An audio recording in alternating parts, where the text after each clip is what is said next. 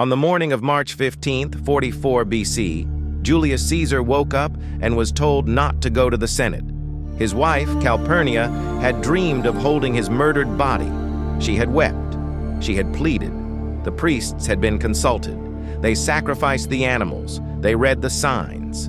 Every sign was catastrophic. Caesar agreed to stay home. He sent a message that he was unwell. The Senate would wait. Then a friend came to his door, and that changed everything. By midday, Julius Caesar had been stabbed 23 times. Only one wound was lethal. He died at the foot of a statue of his greatest rival. And when his doctor examined the body afterward, in what would become the first forensic autopsy in recorded history, he found something that history has mostly forgotten. Of 23 stab wounds, only one killed him. This is not the story you know. By the early months of 44 BC, Julius Caesar was the most powerful man in the world. He had fought 7 years of war in Gaul. He had invaded Britain. He had crossed the Rubicon, triggering civil war, and won. He had defeated his greatest rival, Pompey, and pursued him to Egypt, only to arrive and find Pompey already dead, his severed head presented to him on the docks of Alexandria. He had survived everything: assassination attempts, naval disasters, military encirclements. He had done what no Roman had done before him, and in February of 44 BC, the Senate made it official. Dictator perpetuo, not for 6 months, the traditional constitutional limit of Roman dictatorship, not for a decade, for life. An appointment without precedent in 500 years of Roman history. The senators who applauded did so with their hands, not their hearts.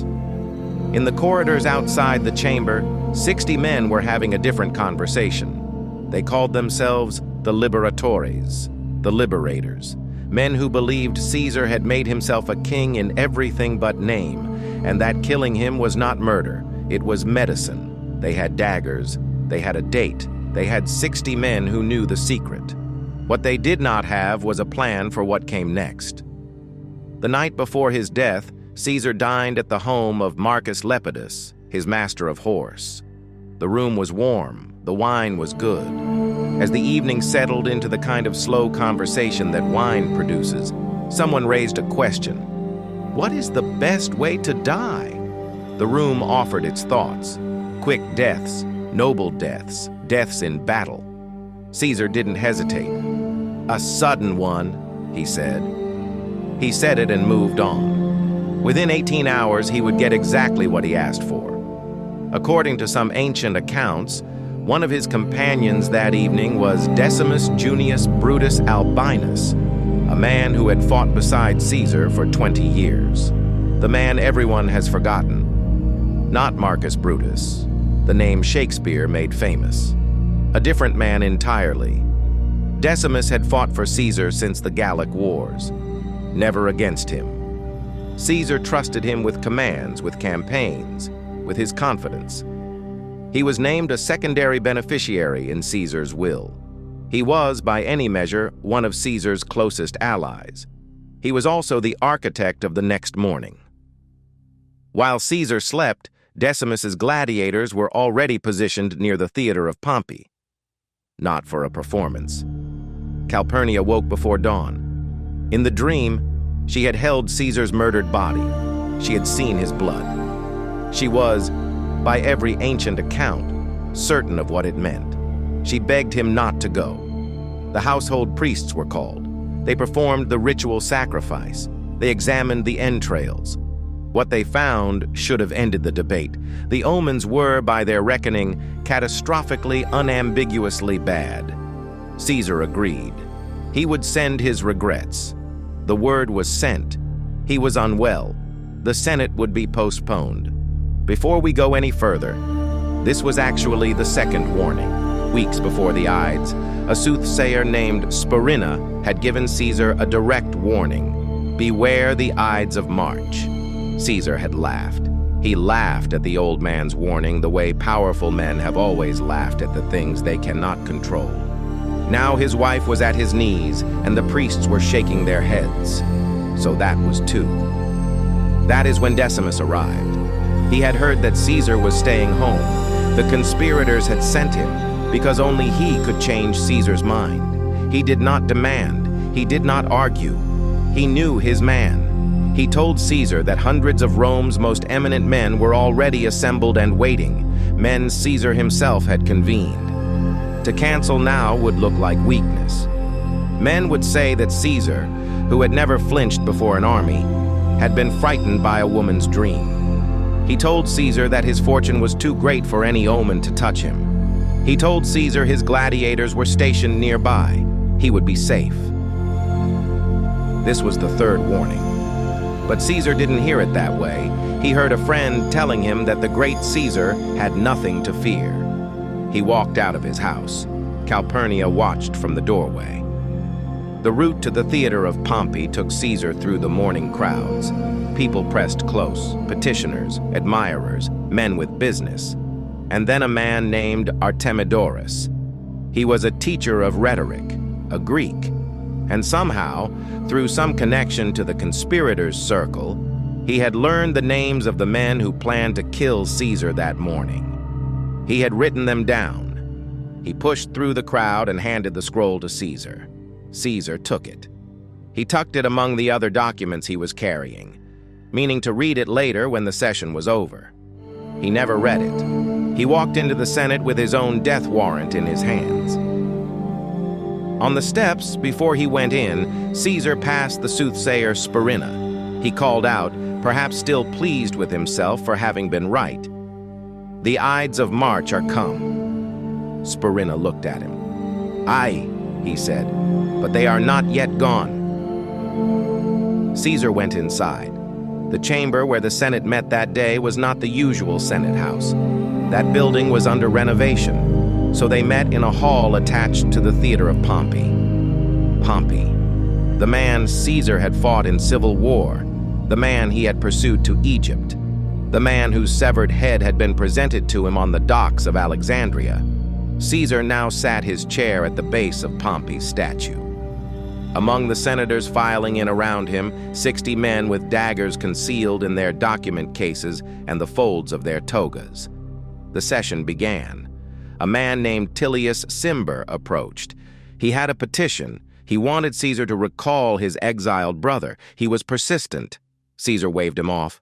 Caesar pressed closer. Other senators crowded in as if to support the petition. Then Caesar grabbed Caesar's toga by both shoulders. He dragged it down. Caesar cried out, and the ancient sources record this. Why, this is violence! Behind him, Casca raised his dagger. The first stab landed below the throat. It was not fatal. This is the part history leaves out. Caesar grabbed Casca's arm. He drove his writing stylus through it. He fought back. He was 55 years old, unarmed, and he fought back. Then the others came. 60 conspirators. Most of them had never used a weapon in their lives. They drove their daggers at a man surrounded by other men driving daggers. In the chaos, they wounded each other. The attack was not a precision execution. It was a frenzied, panicked mob. 23 stab wounds in a press of bodies, from men who couldn't even see clearly what they were hitting. Caesar staggered toward the base of Pompey's statue. He could no longer see. Blood filled his eyes. When he understood what was happening, that there was no fighting out of this, that there were too many, that the end was here, he made one last decision. He reached up and pulled his toga over his face. He drew the lower hem down with his free hand to cover his legs. He did not want to be seen. He wanted to fall with dignity. He fell at the foot of Pompey's statue. The conspirators ran. They had no plan for what came next. Caesar's physician, Antistius, examined the body. He identified 23 stab wounds. He examined each one carefully. His conclusion, presented publicly in the Roman Forum, 22 wounds were non-fatal. One, to the left side of the chest, likely piercing the heart or a major blood vessel, had killed him. The word we use today for crime scene science, forensic, derives from the Latin forensis, of the forum. This examination is the earliest recorded forensic autopsy in history, and the etymology of the word itself begins here. In the days that followed, Mark Antony, whom the conspirators had spared, delivered Caesar's funeral oration in the forum. The crowd had come to grieve. They left enraged. Antony was not a subtle man. He displayed Caesar's toga, torn and blood-stained. He read the will in which Caesar had left money to every citizen of Rome. The crowd understood what had been taken from them. The conspirators fled. Brutus and Cassius raised armies in the east. They gathered allies. They tried to do what they had no plan for on the afternoon of March 15th. It did not work. At the Battle of Philippi in 42 BC, they were defeated. Cassius died first, on a false report that Brutus had already fallen. He took his own life on bad information. Brutus lasted long enough to understand that everything was lost. He committed suicide. Every major conspirator was dead within 2 years of the Ides of March. And Caesar's adopted heir, Octavian, became Augustus, the first emperor of Rome. The republic the conspirators murdered to protect had been replaced by exactly the autocracy they feared. Here is what the story is usually told as a great man betrayed by those closest to him. Shakespeare gave it poetry. Hollywood gave it drama. They got the surface right, but they missed the point. Caesar was not undone by Brutus. He was undone by himself. By the time March 15th arrived, Caesar had spent 2 decades being invincible. Gallic armies had not stopped him. Civil war had not stopped him. Rivals, enemies, ocean crossings, military disasters, none of it had stopped him. He had pardoned his enemies, dismissed his bodyguard, and told people it was better to die suddenly than to live in fear. This is what invincibility costs you. It does not make you reckless. It makes you structurally unable to believe in certain outcomes. Caesar was warned by a prophet. He was warned by his wife's nightmare. He was warned by the priests. He was handed a scroll naming the conspirators, and he carried it, unread, into the Senate chamber. He did not ignore the warnings because he was arrogant. He ignored them because he could not compute the world in which they were true. The scroll was found in his effects after his death, still sealed, still unread. And then there is the conspiracy, 60 men, a plan to kill one. No plan for the day after. They did not save the Republic, they exposed it. An institution that can only be preserved by assassination is not an institution anymore. It is a theater of power with an audience that can no longer remember what the performance was supposed to mean. By killing Caesar, the conspirators proved what Caesar's own life had already demonstrated, that the Republic was already dead. The old Republic needed annual magistrates and shared power and collective governance. What it had in the last generation was Sulla, then Pompey, then Caesar, strong men, each more powerful than the last. The conspiracy didn't interrupt that pattern, it accelerated it. The man who won was not in the room. Octavian was 18 years old when Caesar died. He was not in the Senate that day. He was not a military man yet. He was a boy with a famous name and a dead patron. Within 17 years, he was Augustus, more powerful than Caesar had ever been, with a structure of power so carefully built that it would survive for 5 centuries. The conspiracy gave him everything it was designed to prevent. The site where Julius Caesar died is still there. You can visit it.